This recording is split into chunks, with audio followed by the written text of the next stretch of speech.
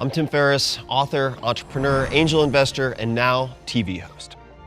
I've spent my entire adult life asking questions, then scouring the globe to find the answers. On this show, I'll share the secrets of pioneers who have faced their own fears. We'll dig into the hard times, big mistakes, tough decisions, and how they got through it all. The goal isn't to be fearless. The goal is to learn to fear less. Welcome to Fearless. I'm your host, Tim Ferriss. And on this stage, we'll be deconstructing world-class performers to uncover the specific tactics that they've used to overcome doubt, tackle hard decisions, and ultimately succeed. So imagine yourself all alone on stage in front of 14,000 people staring directly at you. For many of us, probably most of us, that'd be a complete nightmare. But for my guest tonight, it's just another day at the office. The man you're about to meet is one of the most prolific and respected comedians in the world. He's done 5-hour-long comedy specials, hosts one of the most popular podcasts of all time, and is the co-creator and star of the animated series F is for Family. Please welcome to the stage, Bill Burr.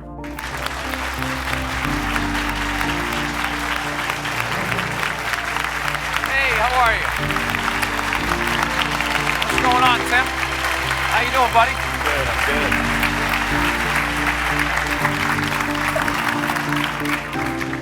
This looks like a TED Talk.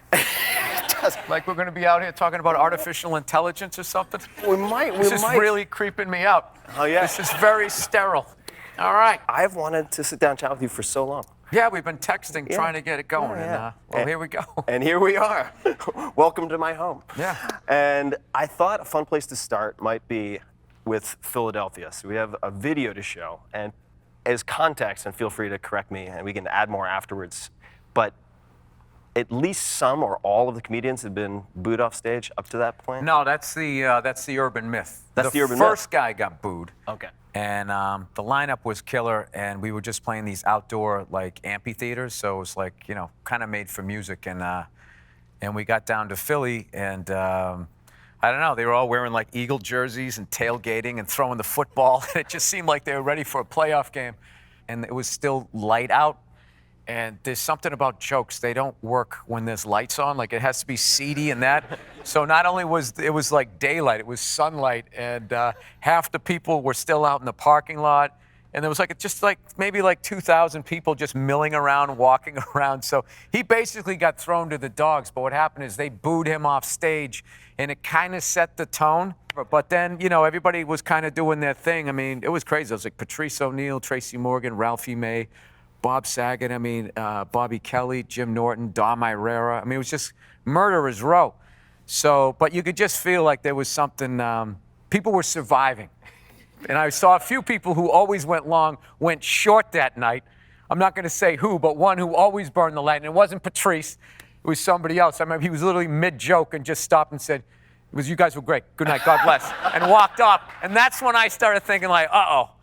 It's like if that dude who always goes long just pulled up, he was supposed to do 20 minutes. I don't think he did 14. And at that point, I didn't want to do the show. And I wasn't nervous at all. I just kept thinking like I could have just been in a funny bone in front of 40 people who gave a shit and wanted to come to the show. And so then I wasn't nervous at all. And then I knew I was probably looking back, I probably knew I was in trouble because I wasn't nervous. And I went out there and I was like, oh shit. And I did my first joke, which I didn't realize they were playing in the advertising on the radio, so everyone already heard it, and nobody laughed. And I was like, literally, I was like already neck deep, and it was so long ago. And then I just remember I went to another joke, and I just bailed halfway through. And I was like, you guys aren't going to laugh at that? And then they booed, and Maybe we should roll the tape. I don't want to see this. I think you guys want to see it. Bunch of fucking losers. Fucking Rocky is your hero. The whole pride of your city's built around a fucking guy who doesn't even exist. The fucking Joe Frazier is from there, but he's black, so you can't fucking deal with him. 11 minutes left. 11 minutes. I hope somebody takes a fucking beer stein and just slaps you on the back of your zit-infested fucking shoulders and your awful man-tit tank top. 7 minutes left. 7 motherfucking minutes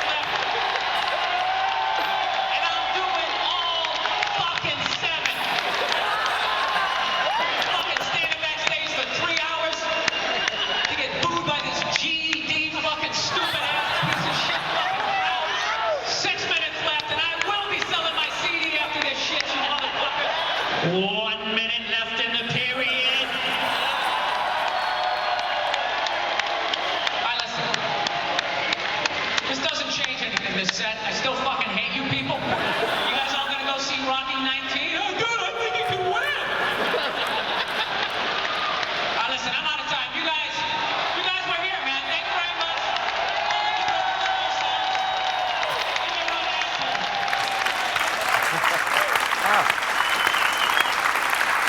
I've never seen that. Are you serious? I've never seen that, no. Really? No. So did you decide to do the countdown before you went out? I mean, is that something you No. What happened was, luckily, I had been booed before, so it wasn't a new thing. So the first time you get booed is it's a hell of an experience because you have what you want, but it's the exact opposite emotion.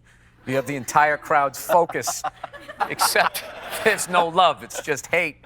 So the first time that happens, it's really, I didn't know what to do. But I remember just afterwards thinking about it, going like, why didn't I let that fat guy boo me? I let that chick with the weird glasses, like, why didn't I say something? I just remember thinking, I was just mad at myself. Going like, all right, you got booed, they didn't think you were funny. But you sat there and, it was a variety show. They had like a contortionist and somebody with a snake, and then somebody saying like, pour some sugar on me, and one of these leather pants, and then they'd bring a comedian out. It was a complete shit show.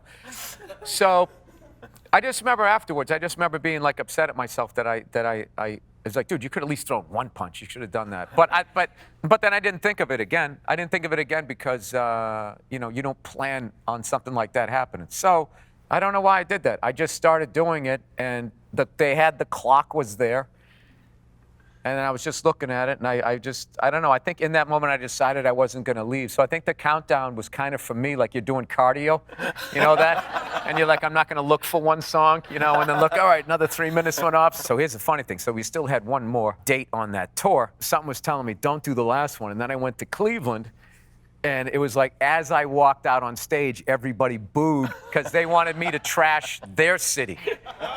So then it became this thing, it was like, I can't do this again, or then this is my act. This is like Gallagher smashing the watermelons. I got to come out and read about all your sports teams and shit. So that was the one I freaked out about because I thought my career was over. I was like, everywhere I go, I'm going to get booed and blah, blah, blah, blah. I'm glad that people enjoyed it because I was embarrassed that the whole thing happened. You grew up in Mass, correct? Yeah. What was your childhood like growing up in Massachusetts? I was sort of like, this shy kid. I had like orange hair. I mean, I was just like, I was a mark. The second I walked in the room, everyone was on me. Like every one time, I think it was my birthday, my parents got me like this little cowboy outfit. I was like 4 years old. You had like the hat.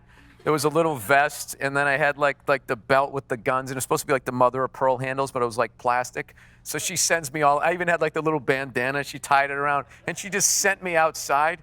And I don't even think I made it to the end of my driveway. And like these big kids came by and they just took the guns out of my holster and just smashed them on the ground. And I sat there looking, I just was like crying. They laughed and just walked away. And then I picked them up and I walked home.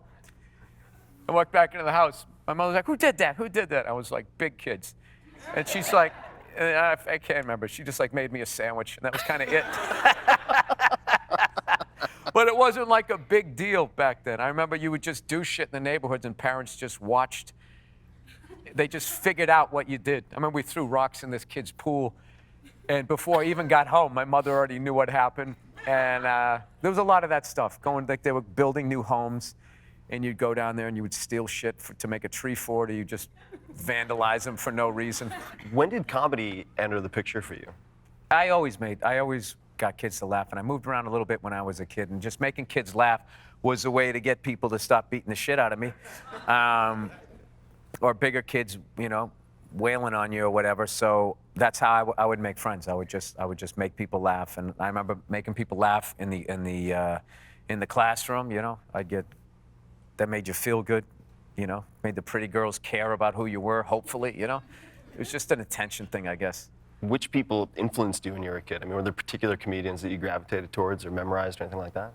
I watched all the stuff my dad used to watch, all the things that they now sell on TV, all those Dean Martin roasts, Foster Brooks. I loved. Remember Bob Hope? My dad would always laugh, and I never got the jokes. There was always some obscure references. And then, as I started to get older, Cheech and Chong, and I remember buying Richard Pryor's album, not even know who he was. I just knew he looked funny. I'm not going to say the name of the album, but it's the one when he's like that. It's got the N-word in it. George Carlin. Yeah, and I just started buying them. I remember buying the Eddie Murphy record when he had the rose in his ear. I bought that just because he was a black guy. And I knew that Richard Pryor was funny, and I was just a little white kid going like, well, this black guys are funny. And I just bought it, and I had no idea who he was. Did you memorize any of their bits, or how did you? Yeah, this is how out of touch I was with what I wanted to do. And I used to do my paper route, and I would be doing the bits. I remember doing Eddie Murphy's "Got Hit by a Car" bit. I would be doing that out loud to myself as I was riding through the snow, pretending I was in front of the school doing it, and everyone was laughing, thinking I was great. But it still didn't dawn on me at that moment that maybe I wanted to be a comedian. I don't know why. It just seems. I think for kids today, that's hard to understand because they can just shoot something, Instagram it or whatever the hell they do, YouTube it, on the internet, whatever the hell it is. And but back then it was a zillion miles away. It was a zillion miles away. Like it didn't like. Even like thinking about becoming a comedian, I thought you had to like move to Hollywood to do it. Like I had no idea. Yeah, there was like 3 channels. You had no idea. In high school, what did you think you were going to be when you grew up? Do you have any idea? No, I was failing miserably. But like I did great in school. And right until it counted. I did great right up to 8th grade. And when my freshman year, I was going in, I was like, I'm going to go to Notre Dame and I'm going to become a lawyer. And by like sophomore years, it's like, I'm going to be a construction worker and go to Wentworth. I'll drive a truck. Yeah, I don't know. I think somewhere along the line, I just wanted to have a fun job. I wanted to have a fun job. I did know that because, you know, I hated everything else. I didn't like carpeted areas. I didn't like wearing suits. Like, I liked working in warehousing. I liked having a job where I could walk away from an area. Like, I always just remember seeing people who had to sit in cubicles like they just had to be there.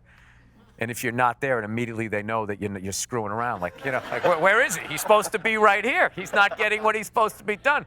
So if you work in warehousing, you could be on like a forklift or unloading a truck or cutting up boxes or just doing something.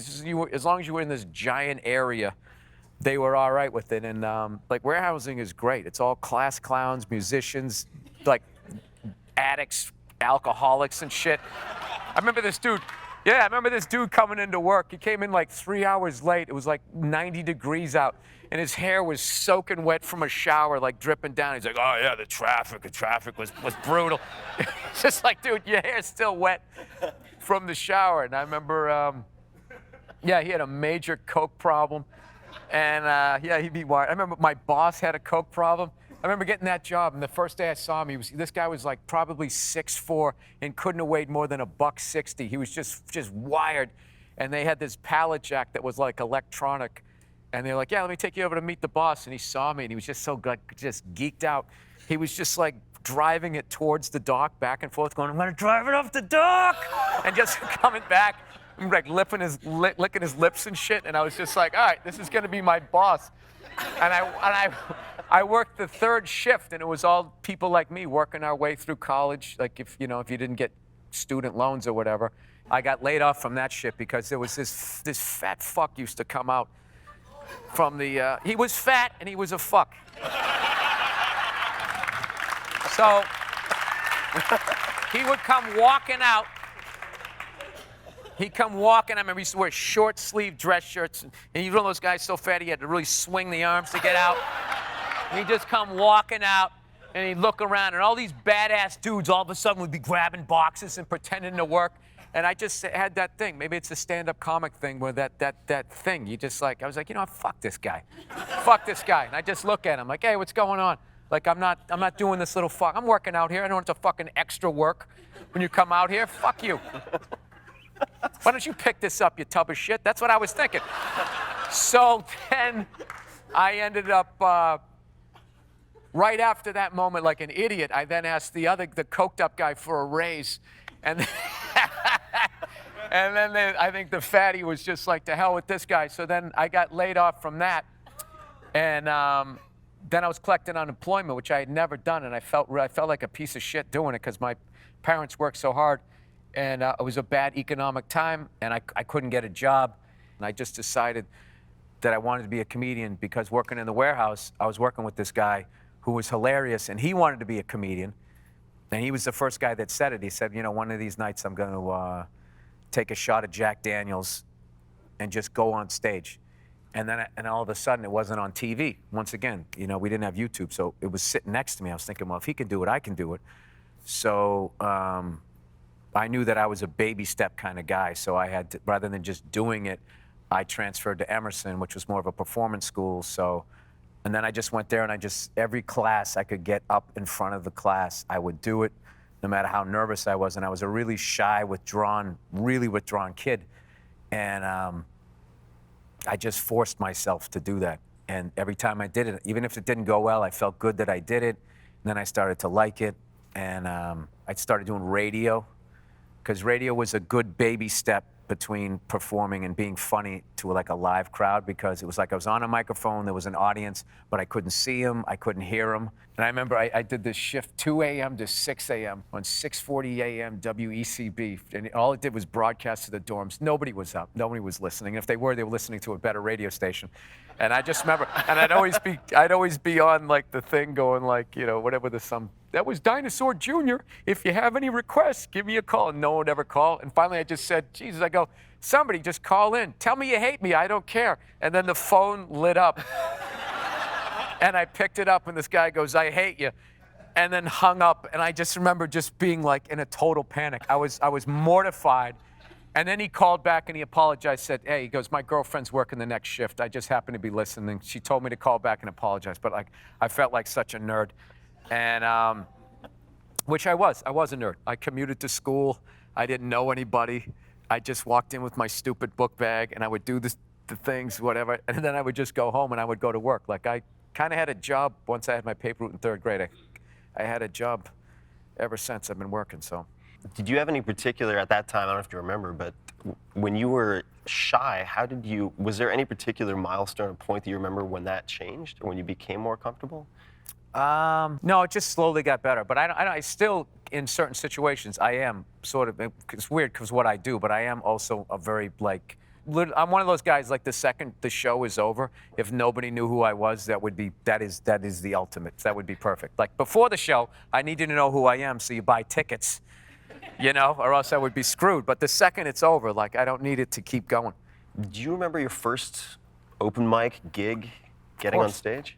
Yeah. What was it? Can you walk us through that? I signed up for a talent contest at Emerson, because I had made a New Year's resolution in 1992. This is how scared and shy I was about doing this. I was like, I made a New Year's resolution that at some point in the calendar year of 1992, I was going to go on stage. I gave myself a year to do it, and I was going to do it, and then that was it, my baby step way into it. Because I knew if I said I'm doing it next week, I'd go into a panic, and I might not ever do it. So I said that January 1st, and literally 3 weeks later, the Emersonian newspaper, they said Nick's Comedy Stop was having a talent contest. Find Boston's funniest college student, which was just this total scam to pack it with college kids watching their drunk friend go up there and bomb, and then they'd make all this money. I remember it was a contest, and I didn't on any level try to win it. My whole goal was just having the balls of when they called my name to walk up there and start talking. That's all it was. I remember sitting down trying to write material, and it's just like, and I'd been funny my whole life, but then all of a sudden to sit down and like sort of artificially create the moment, where it's like if you and I are hanging out socially and you say something, it's like you don't even think, and then you just sort of, and then I say that and blah, blah, blah. But now it's like with the stand-up, I have to create that moment, bring the crowd in to the world, create that moment, and then say it. And I had no idea how to do it. So I remember, I can't even remember what I wrote. I had some sort of ideas, and I went up there, and I remember taking the mic, and it was the only time I've ever felt having an out-of-body experience where I thought I was watching myself. It was probably this panic thing where, the emotional me just left me. Like, we don't want to be, I don't want to go on this ride. Let's see what happens. So I remember taking the mic out, and I still remember what the mic looked like. And this guy, Billy Martin, was hosting. It was now like this big shot on Bill Maher's show. I completely forgot what I was going to do. And I just started talking, and I went into the middle of what I was going to do. Then I went to the beginning and then to the end. It was like a Tarantino movie, like with Travolta walking by in the background in the diner scene. It was kind of like that, but I sort of was able to do all right. And I think I only did like 3 minutes. I was supposed to do 5, and I got off stage. And I didn't care about anything. And I remember that was it. I was like, this is what I'm doing. And I tried construction. I was in warehousing. I tried sales. I remember I got a health insurance license. I even passed the test. I got certified to take x-rays. I was working in a dental office. I did all of this shit, and none of it, I didn't care about any of it. And this is the thing. I just did it. And I was just like, that's it. This is what I'm doing the rest of my life. But that night, after I did it, even though somebody else won, I didn't care. I just remember driving home in my truck, listening to Motley Crue, Kickstart My Heart. Oh, right? great song. Yep. And just literally screaming. I was so psyched that I did it. And I was only I was middle of the pack. I was nowhere near even remotely the funniest person. What was it about that experience that made it click for you? One of those things in life that you don't have to think about. It was what it was. Right. It was awesome. And I was just like, why wouldn't I want to do this? Like, my first thought was like, I'm doing that for the rest of my life. Then I did, my next show was at this comedy club, Stitches, and that one went okay. And then my third show, that was my first, what's called a hell room. Room? Yeah, it's not a... Doesn't sound good. Yeah, it's not a comedy club. It was a bar. Okay. The people there were eating. They had no idea there was going to be a show. They turned off the Bruins game, and then they bring you up. And that was my first time experiencing a crowd watching a show that didn't want to see a show. And I just remember, I remember doing my first joke that really just got nothing, and feeling that punch in the chest of something bombing, and then having to regroup, and I had nothing to regroup with. And I remember I bombed so bad, I got halfway through my time, and this guy, Jack Lynch, was the host. And I said on the microphone, I said, Jack, I'm bailing. And I got off, and I was so embarrassed, I didn't want to walk past the crowd or the comedians, and I sat down in the first empty chair, and I just sat there like this scolded child for like 2 hours, waiting for the show to go end, and I wanted to leave, but I was so embarrassed, I just sat there. It was horrible, and I just remember. And then what sucked back then was there was so much time between your shows. Oh, yeah. You know, there was like weeks between shows. So if you had a good show, you could ride the high of that. But if you bombed, that was one of those things. Like, I got this thing, like when I embarrass myself, for some reason it comes out to me like when I'm in the shower, and I have to like shout the memory out. You know, like I'll be in the shower and I just think about it. I just be like, ah! I'll just like make these noises, just these noises of like humiliation, like, oh God, I did that or I said that. I still do that in my car. Like I'll think of shit that I just did or something I did 10 years ago, and it's this thing of just like, because I don't want to think it. And you know, there's a self-loathing about it that that I kind of never got past those teenage years of that. Oh God, I'm such an idiot. Like I kind of never got past that. I mean, I knew I was gonna bomb. It's inevitable. It's like if you fight long enough, somebody's gonna come along a little faster, and you're gonna get caught. And it's like it's telling jokes. It's inevitable. It's gonna happen, and then it's just something you have to get good at. You have to get good at bombing. Yeah. And I had enough experience of doing it, that you get good at it, and then it doesn't hurt you anymore. And is it just exposure? Is it like getting a flu shot every season? It's just about the number of repetitions? So you kind of desensitize yourself to it? Yeah, you just keep doing it, and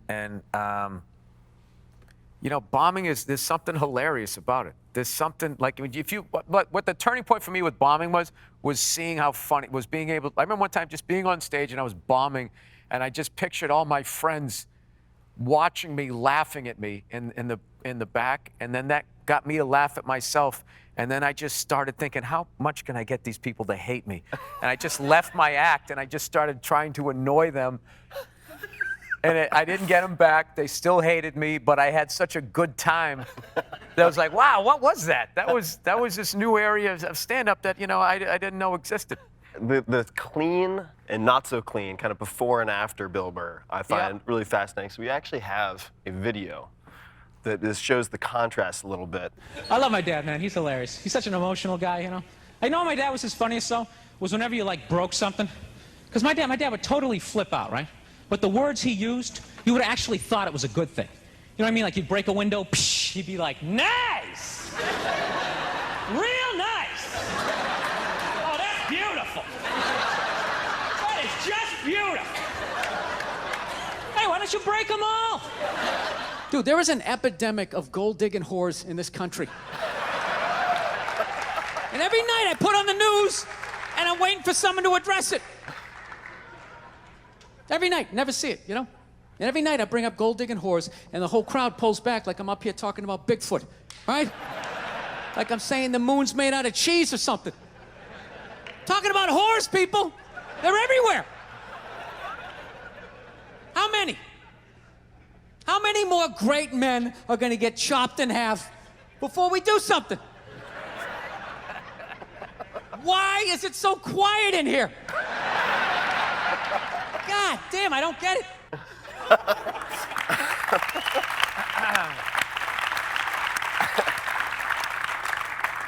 So when did you go to opening up to more of, I'm not gonna say profanity, just being yourself maybe? Failing by, just failing, just trying to do what they, that I thought they wanted, whatever they were responding to. And then that just morphed into, well, if I'm gonna fail, I'll fail doing what I want to do in this business. And then that led to me starting to succeed. And once I started to succeed doing what I wanted to do, my view of the business changed. Where I then looked at it, rather than like it's this thing I'm running towards, it was like, no, I'm in it. So I just look at the business like it's a giant mall, and I have a little store, right? Probably like those ones that are in the middle that you walk by, not Kiosk. an actual one. Yeah, a little kiosk. And I have what I do. This is what I do. You come in, right? This is what I do, okay? If you want to buy something, great. If you don't, you know, you keep going. But this is what I do.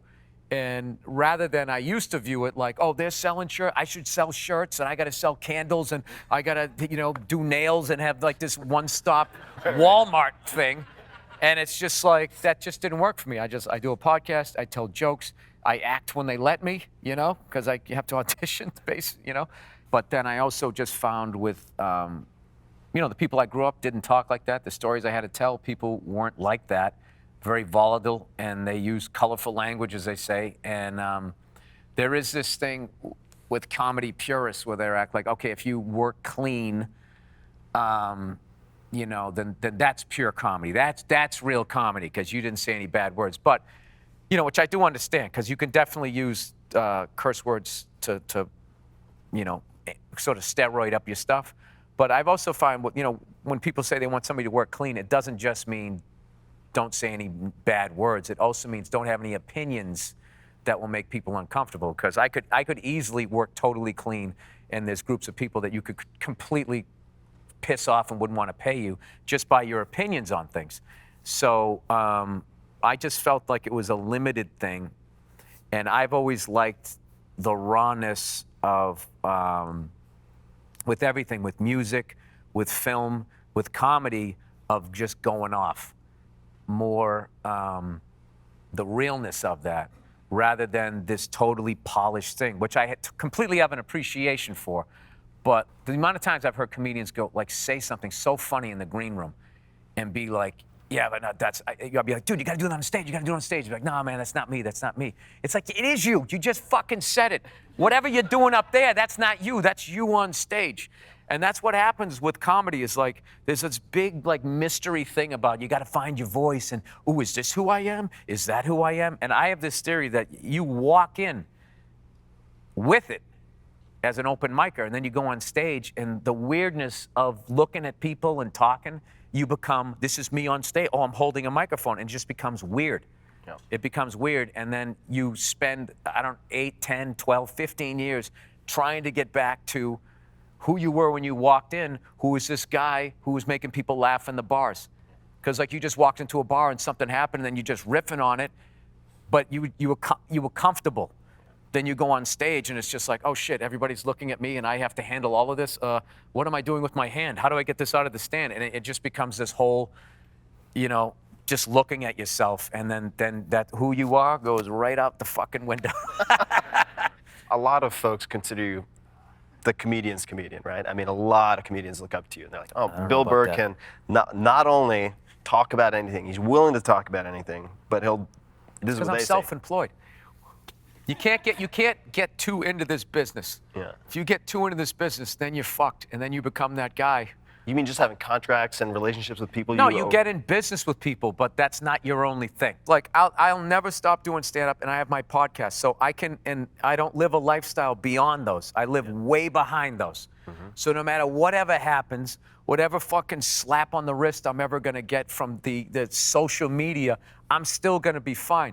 It's when you, it's when you just go into this business, and if you're just an actor on a show, or you just host something, or whatever it is, that like all of a sudden, like if you just did this, you didn't have your podcast or any other way to make money, if all of a sudden, there's some bullshit rumblings, if the people above you go, you have to go out there and apologize, you're in a situation of like, or else I can become homeless. Yeah. So then you have to go out there, and even if you're not sorry, you have to say you're sorry. And I think that doesn't look like a fun thing, because I've seen people going out there squirming, trying to like, how do I apologize without apologizing to the 40 drunk soccer moms who all tweeted at the exact same moment, so this became a thing for 8 seconds yesterday that I now have to address. So, having said that, if I'm an asshole, I will say sorry. But I'll say it to the person.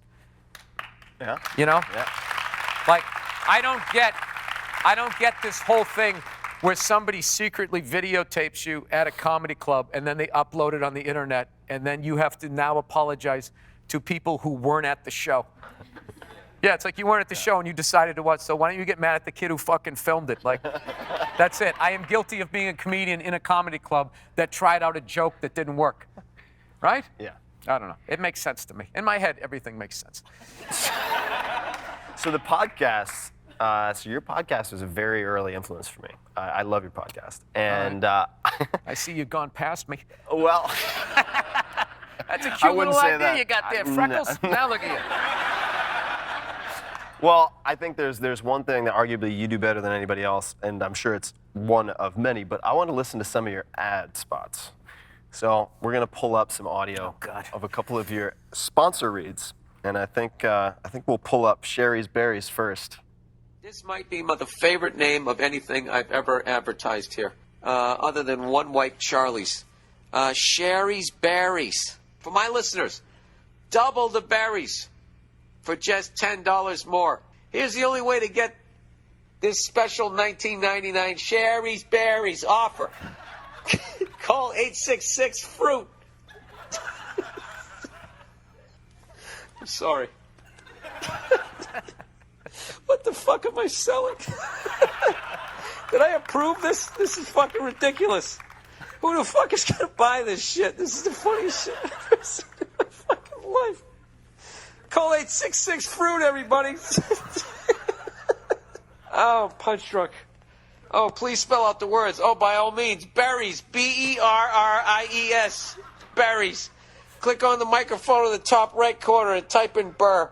Hey, you cunts better buy some Sherry's Berries, because I'm going to get in trouble with that fucking read, and I'm not changing it because that was hilarious. When did you do that from the very beginning with the host reads? Did you start kind of taking the piss out of sponsors from the very get-go with the podcast? Because you were really, early pioneer. This is 2007 or so? Right. I mean, it was early. This is way back in the day. So you were one of the first kind of long-form guys. Did you have standard sponsored reads for a while, and then? Well, I did it for years without doing sponsorship. So when I started doing reads, it felt weird to be this guy just saying whatever I was thinking and being funny and all that, to all of a sudden be like, the Chrysler Cordoba, blah, blah, blah, blah, blah. It just felt weird. And I was just like, and people are going to have the ability to just fast forward through this and skip it. So I didn't feel like the comedy should stop. And so I always, I'll just throw in a Boston accent. I'll just do something to get them to listen. And with the Sherry's Berries thing that I did, I hadn't read the copy, and it was so like homophobic yet homoerotic, the whole thing. It just was so ridiculous to me. Like, I couldn't believe it was true. So I legitimately started laughing, and I remember they were calling us saying, take it down. And I was just like, yeah, tell them you didn't get to me. Like, I'm not taking it down. That's hilarious, and I don't give a shit. Because I got all this other stuff, once again, one of those moments, I'm self-employed. So, I don't need some chocolate-covered strawberry people to pay my rent. I didn't put myself in that position, which I very easily could have. I didn't, so I said, I'm not taking it down. But what they learned, because they're a cool company, what ended up happening was people ordered this stuff because I said I was going to get in trouble, and then it turned out evidently they were delicious, and they sold a bunch more. So what ended up happening was companies that were younger and kind of understood. It's like, oh, this guy's, he's making fun of us, and he's singing songs, and he's cursing, and all this type of stuff, but people are listening, and they're buying this stuff. So it kind of became one of those. But there's been others that haven't had this sense of humor. Like I remember Nature Box came out, and I, for some reason, was reading it as Nature's Box, and I was, and I was like joking around. I'm like, hey, you're gonna go down on Mother Nature, right? Just fucking around. But I also think it was this weird sort of stupid thing where they were gonna like bring you a banana at like 3 in the afternoon. It's like I can't fucking do this by myself. Like I need you to, like if they are really stupid, I will say it, and. Because I just look at the podcast, whatever money I make off it is just gravy anyways. Like I can live off my stand-up money, you know what I mean? Like I said, I lived well within my means because I've been in debt and I didn't like the way it felt. I just would be waking up at night going, I owe these people this fucking money. How am I gonna get out of this? My car's breaking down, that's gonna be more. And so I've avoided that stuff. I know a lot of comedians have trouble going to TV, developing TV shows. How did you find your way to F is for Family? I don't know, all my live action stuff that I wanted to do, and all live action means is just this, regular people. Everything that I wanted to do, that I really wanted to do, they would just be like, oh, that's like, that's sexist, that's homophobic, this is, what is this gonna say to kids, this is mean to dogs, and they just would de-ball the whole thing, and then it would suck.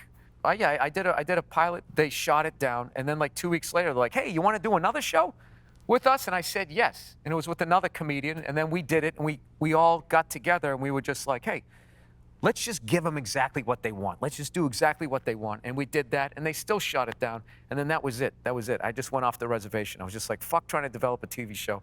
I'm not doing it, all right? I'm just gonna be a comedian that sells tickets, hopefully, and if that's all I am, who gives a shit? I'm telling jokes for a living, I'm killing it. That was it. I didn't have any ideas. And then one day I opened for this comic, Steve Byrne, and he knew Vince Vaughn and the guys at Wild West, and Vince was in the crowd. He liked what I did. So I took a general meeting with them, and they were like, so you got any ideas for TV shows? I was like, no, I got none. I'm all out of them. No, they never fucking work. Nobody ever picks them up. I'm just sick of it. There's always like, I'm always pitching to a woman. They always say women don't run the business. I haven't got to that fucking level. And I'm always going in, just pitching. And there's always some woman there going like, I don't think that's gonna fucking blah, blah, blah. Hey, what if the guy's a complete fucking moron and doesn't know how to dress himself, but his wife does? Oh, that I like. That's a good one. Yeah. So, just because you have a vagina doesn't mean you can't be, in the wrong sometimes. So anyway, so then I was on my way out of the meeting. They were just like, what else? What are you don't have any ideas? I was like, look, I know you guys are doing movies with Vince.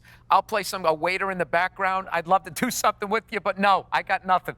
So as I was walking out, I remember Peter Billings was sort of walking me out. I was like, well, I do kind of have this idea, this cartoon idea or whatever. And he's like, oh, we want to do an animated show. Let's sit down. And it basically stemmed from my childhood stories that I told on stage as a young comic, and everybody got it. But as I became the older comic, and this new generation came up that had play dates and helicopter parents, and they wore helmets when they rode bicycles like they were in a fucking race or something.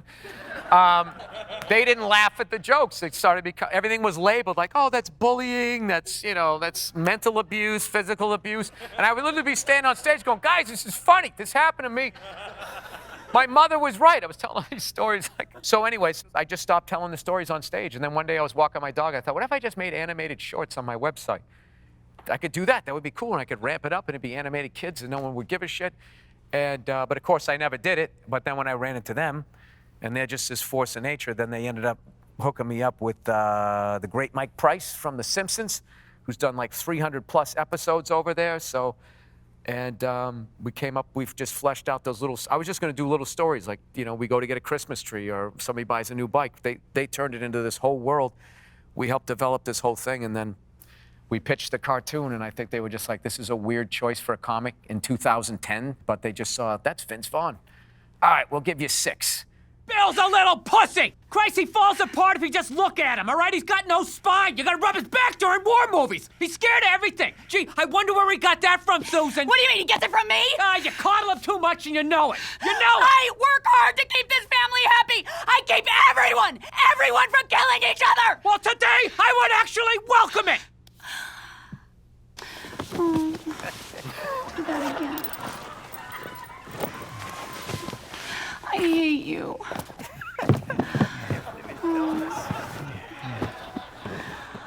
Oh, baby. Oh, Susan. Yeah? Yeah, let's do this. Yeah, come on, get that on. You gonna take my socks off? I'll leave the one on. I think we need one on. Yeah? Yeah, I like that. Oh, Frank.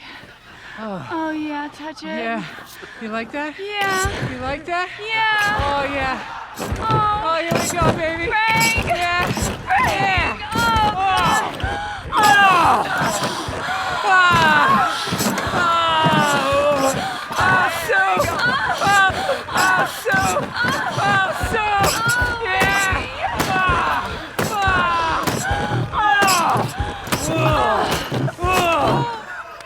Heaven for family, ladies and gentlemen.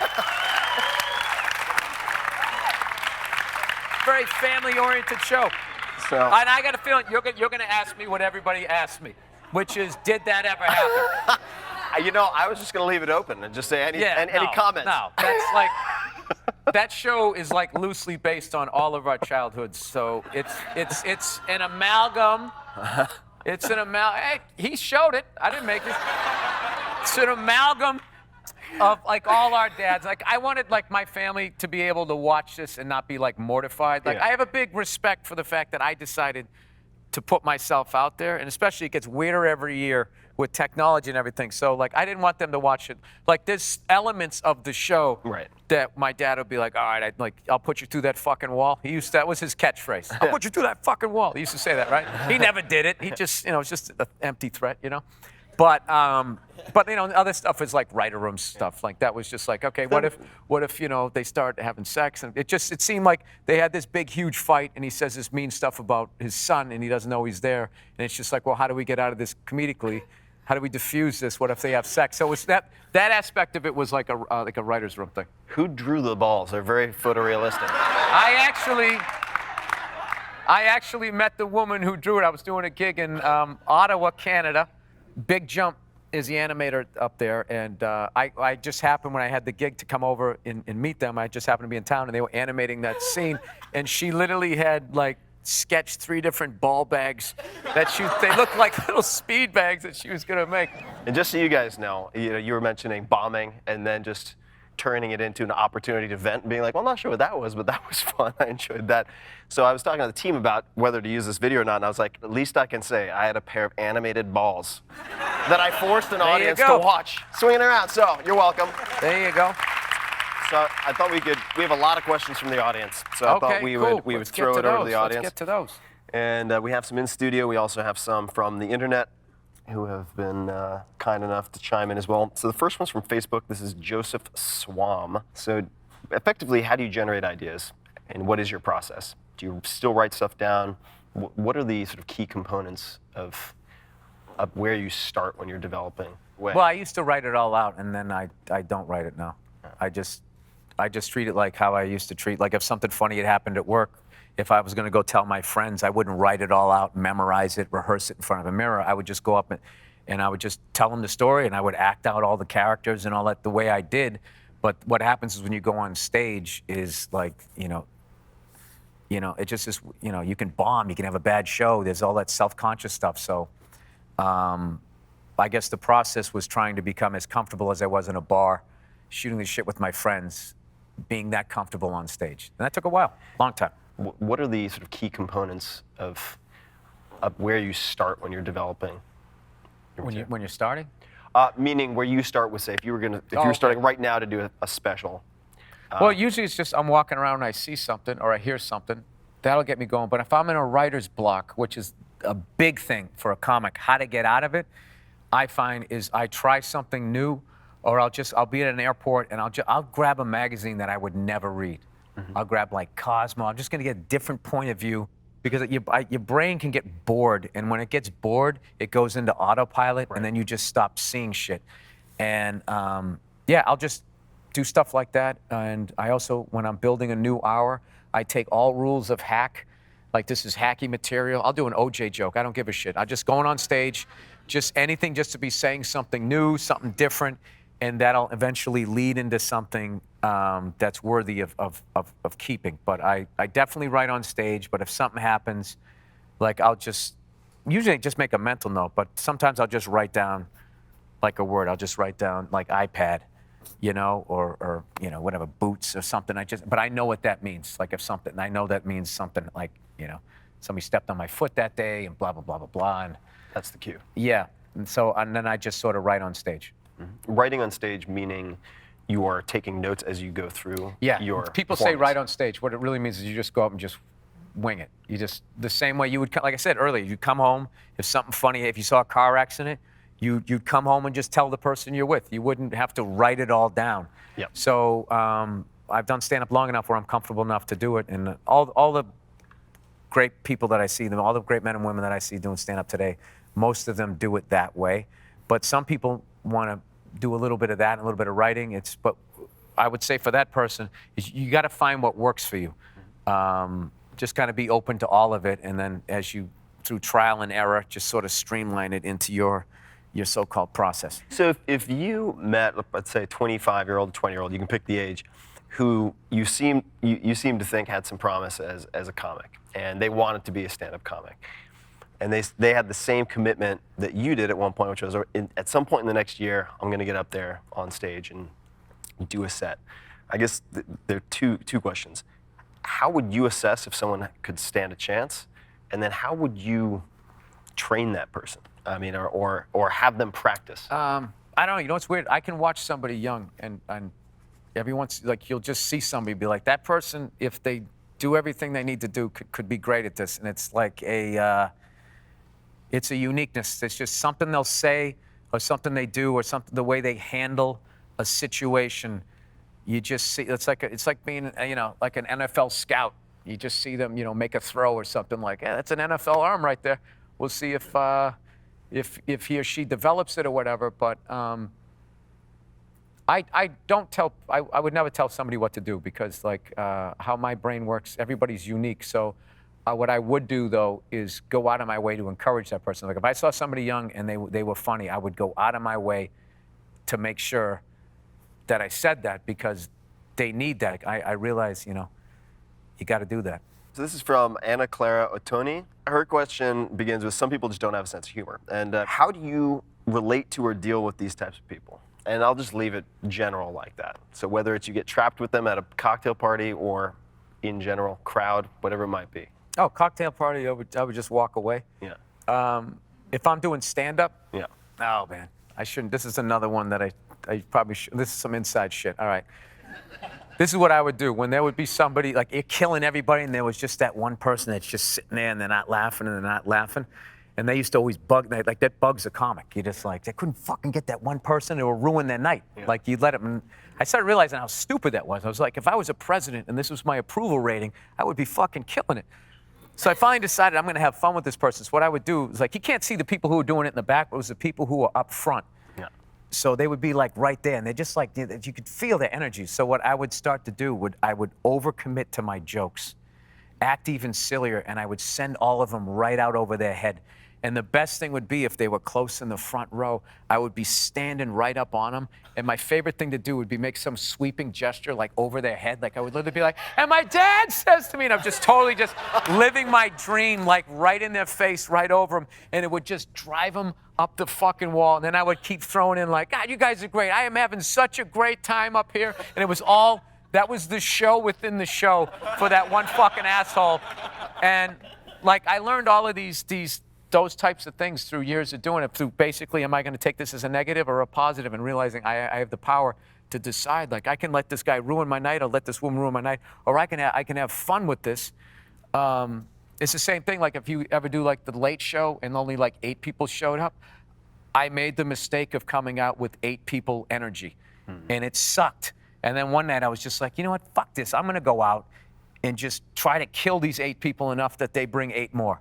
And then I went out with this positive thing, and then that so got ingrained into my work ethic. Like the other day, I had a buddy of mine who was on his way up going like, he was going, oh, dude, he goes, you know, the old club owner just told me that we only got 34 people on the late show tonight. And I literally felt like this jolt going through me, like just being like, oh, fucking destroy them. Fucking destroy them and make them bring 34 more. Because if you're not the guy, which I wasn't, I was never the whatever the fuck they were looking for. That's the only way to do it.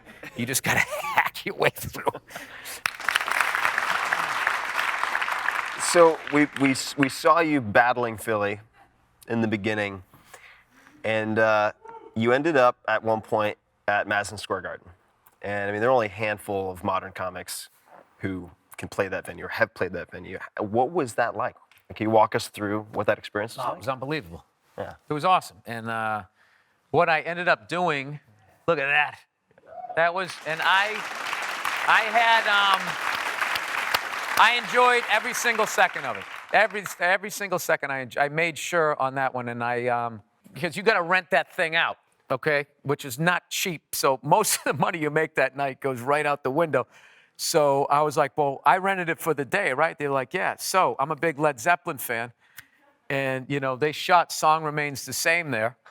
And that's also where Robert Plant said, does anybody remember Laughter? Which was the name of the show. So I rented a drum kit and some amps and all that. Had me and a bunch of my friends came down. And in an empty Madison Square Garden, we just jammed and played all this cock rock from the 80s and some, you know, all that shit that we used to listen to, all the hair metal stuff, some Black Sabbath, Guns N' Roses, Motley Crue. We just had the best time. And it kind of, and like, what was cool was the union guys setting up the chairs. I was like, is this going to bug them? And they're like, no, they're used to bands rehearsing and stuff. And they kind of, I could say, had an appreciation that we had an appreciation for what it was.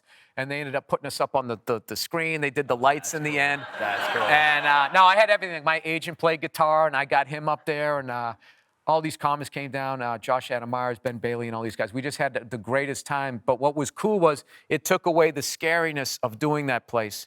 And we just kind of came in there and got our stink on it for a little bit. And then I remember I went home, went to the apartment, and my wife was there, and I was waiting for her to get ready, and I was drinking a beer. She's going, "You drinking a beer? You never drink a beer. You never drink." I said, "Don't worry about this one. Don't worry about it." I just knew it was awesome. It was awesome. What did you think when you were on stage, when you were finally up on stage? Well, the best thing was Joe DeRosa.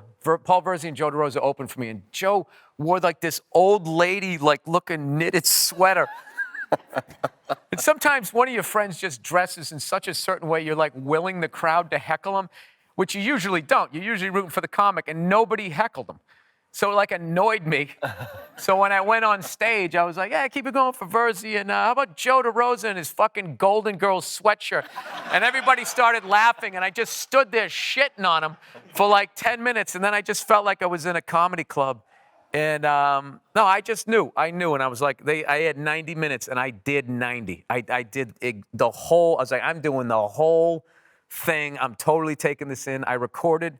And I'm only going to put it out on vinyl because there's too much overlap between that material and my next special. So it's just something for a total nerd of whatever I do. And it was like, yeah, it was awesome. I never talk shit about, you know, I killed, but I fucking killed that night. I definitely, that was a good one. Yep. If you could have any billboard you wanted, non-advertisement, but just a message you want to get out to the world, what would you put on it? First thing the fan did was go fuck yourself. Go fuck yourself. I'm kidding.